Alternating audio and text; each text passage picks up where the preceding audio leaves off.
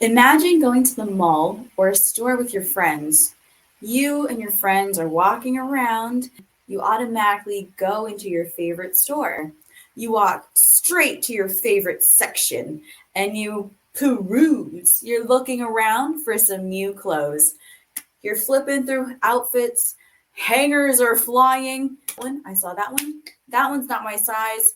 I don't like the way this looks. If they had this outfit in a different color, I would buy it. And you become incredibly focused. You're on a mission and you want to find something new. You're searching for that outfit, and clothes are a fantastic way to express yourself. Half a day. This is Tori Manley speaking on Fanachu. Pew, pew, pew, pew, pew, pew. Revolution. April is Fashion Revolution Month. The month of April holds many different awareness days. National Child Abuse Prevention Month, Autism Awareness Month, National Minority Health Month, Sexual Assault and Family Violence Awareness Month. All of these different topics and issues are connected in their own way. They're also connected to the fashion industry, how we treat each other, the resources we use, and how we as individuals have a relationship with the earth. We as individuals can create positive effect by what we wear, what we buy, or things that we accept into our lives. But it is perfectly acceptable, encouraged even, to feel safe wherever you go. It is acceptable to work where you want to work. You can take up space where you feel welcomed and included. And I say this to you because I want to introduce you to a document. The document is called the Universal Declaration of Human Rights. This document describing rights of all people, or humans. The document was created by several different governments, societies, and cultures. And this document is, as it should be, the inspiration that all societies should follow for sustainable development. Many of the Universal Declaration of Human Rights has been broken. Creating thoughtfulness and being curious makes you knowledgeable. I invite you to remember this. The world we see today has been created by ideas, and I invite you to be curious and invite ideas into your brain. Sustainability is not a one size fits all. It looks like you doing your best with the information that you have. Sustainability goes beyond changing our habits. Sustainability is also inviting us to think of others and to follow our natural instincts. Our natural instinct is to care for one another and to help others in need, to give back when you have the capacity, the ability to give back. Sustainability is creating something beautiful, and it is completely human to want to feel and to want to look beautiful or handsome or stunning. It's important for you to wear clothes that make you feel comfortable. We're going to hear the stories of a garment worker, someone who makes clothes. My name is Shuma Sarkar. I'm a garment factory worker. I have a son and I'm a widow. My husband died in a garment factory fire. In my family, we are three sisters and one brother, and my mother and father living together. I work on trousers or pants in the garment factory. Primark, Tesco, and Sears are some of our buyers. In the factory I work in, the conditions are very poor. The bathrooms are unclean. The drinking water is bad. The pressure of production is so high that workers are unable to drink water. Not being able to drink water causes a lot of the workers to fall ill. Some girls get jaundice, kidney problems, and other illnesses. Some parts of the factory have too much light, whereas other parts don't get enough light, and this affects the eyes of many workers.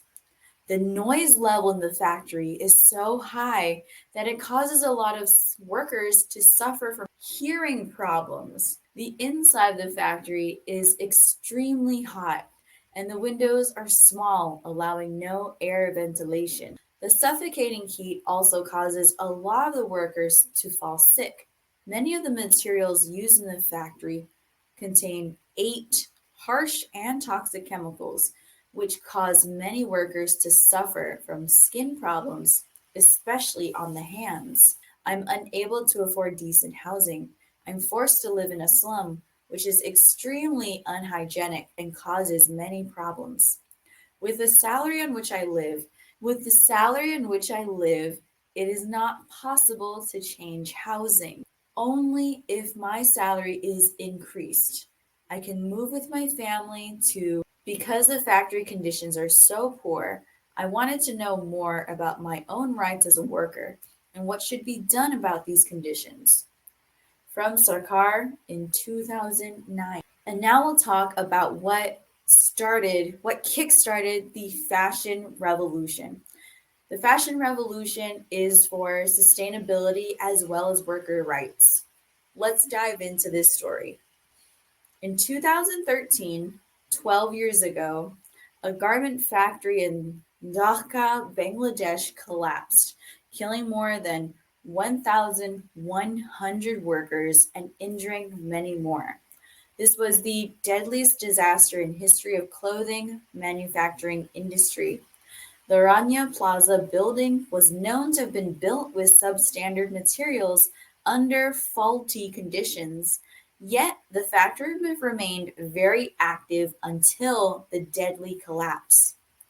An investigation into the building after collapse found that the mayor of the city wrongly granted approval for construction and allowed the owner to disregard construction codes.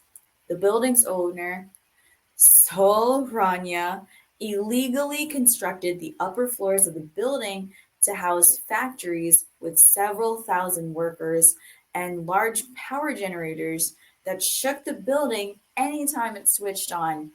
The day before the collapse, large cracks appeared in the building, and an engineer who was called to inspect the building determined it was unsafe. Rania and the factory owners, however, ordered the workers to return the next morning. When the generators were switched on that day, the entire building collapsed. This was not the first deadly disaster in a garment factory in Bangladesh. The factory Tazreen Fashions collapsed only 5 months earlier, killing over 110 people.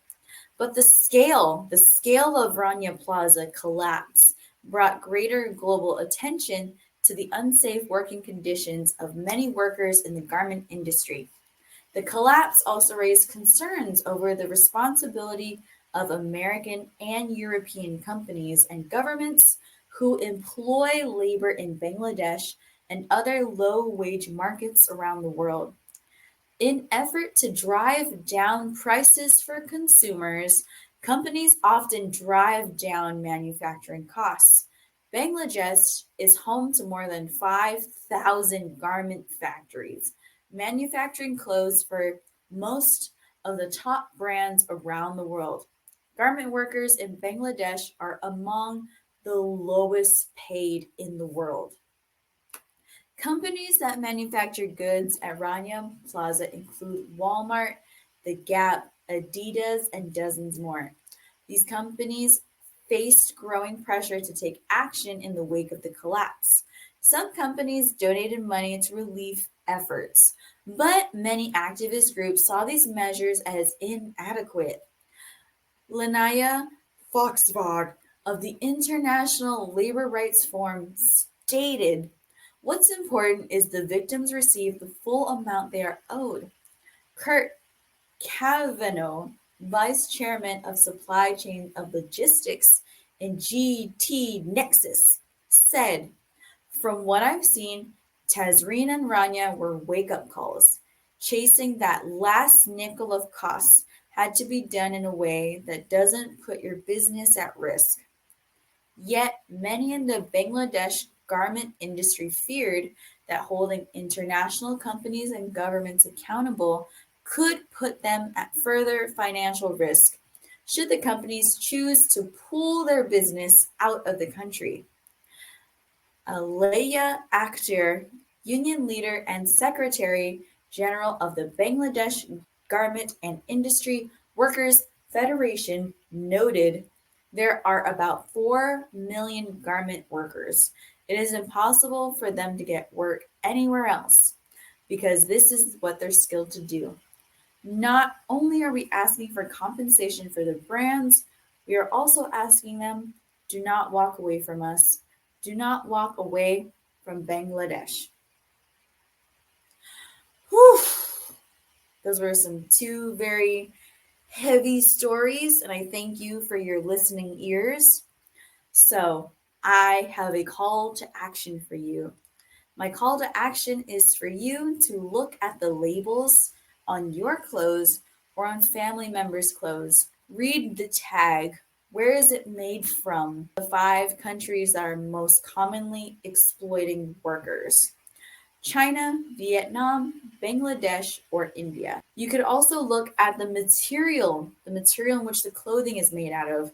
Is it made out of polyester, nylon, or acrylic?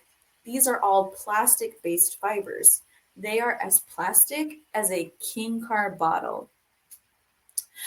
I also encourage you to check out a website called Good on You ECO. That is Good on You ECO. And that teaches you more about fast fashion and the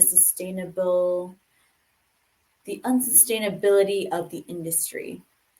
And for our next episode, we'll go over the environmental issues on fast fashion and what they have on our planet. And always remember that your individual impact matters. We can be more when we know more.